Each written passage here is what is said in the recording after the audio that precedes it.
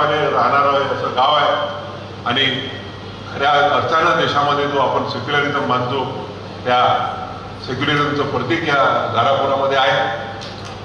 आज आपण माझा जो सन्मान केला, जे प्रेम आपुलकी दाखवली त्याबद्दल मी आपले आभार मानणार नाही, कारण की मी आपलाच आहे, आपणही माझेच आहात. मला आनंद आहे की भारतीय राज्यघटनेला 75 वर्ष पूर्ण होत असताना भारतीय राज्यघटना त्यावेळेला शतकपूर्तीकडे वाटचाल करत आहे. त्या वर्षात मला या देशाचं सरन्यायाधीश होण्याची संधी मिळाली.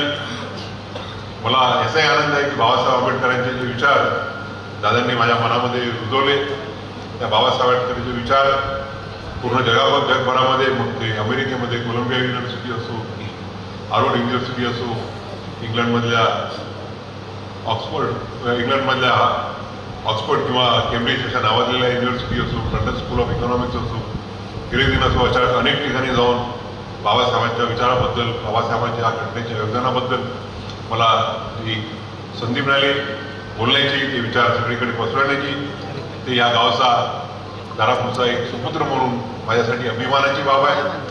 माझ्या पुढच्या वाटचालीकरता आपल्या सर्वांचे आशीर्वाद आणि प्रेम आहेच, ते असंच वृद्धंगित व्हावं अशी विनंती करून, अशी प्रार्थना करून मी आपल्या सर्वांचे पुनश्च एकदा मनापासून आभार तर मानत नाही, पण मनापासून मी आपल्या ऋणदायित्व व्यक्त करतो. आपल्या ऋणदायित्वातून मी मुक्त होऊ इच्छित नाही, कारण की अजून जेवढे काही वर्ष आलेले असतील त्या वर्षांमध्ये अजून जास्त काळ मी धारापूरला आपल्या सर्वांसोबत जास्तीत जास्त वेळ, कारण मी ठरवलं आहे की रिटायरमेंटच्या नंतर मी कुठलंही शासकीय पद स्वीकारणार नाही आहे, कुठलेही पोस्ट रिटायरमेंट. त्यामुळे एक थोडा वेळ जास्त मिळेल अमरावतीला, धारापूरला, नागपूरला आपल्या सर्वांसोबत थोडा जास्तीत जास्त वेळ घालवता येईल तो मी प्रयत्न करेल आणि आपल्या सर्वांपर्यंत पोहोचायचा प्रयत्न करेल.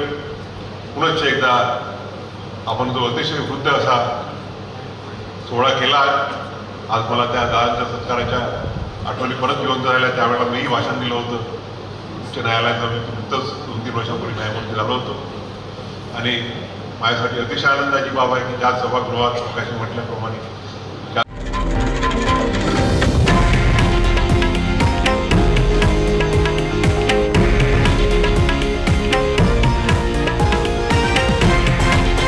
हे आहे देशातील नंबर 1 न्यूज नेटवर्क आणि आपण पाहत आहात TV9 मराठी, एकमेव.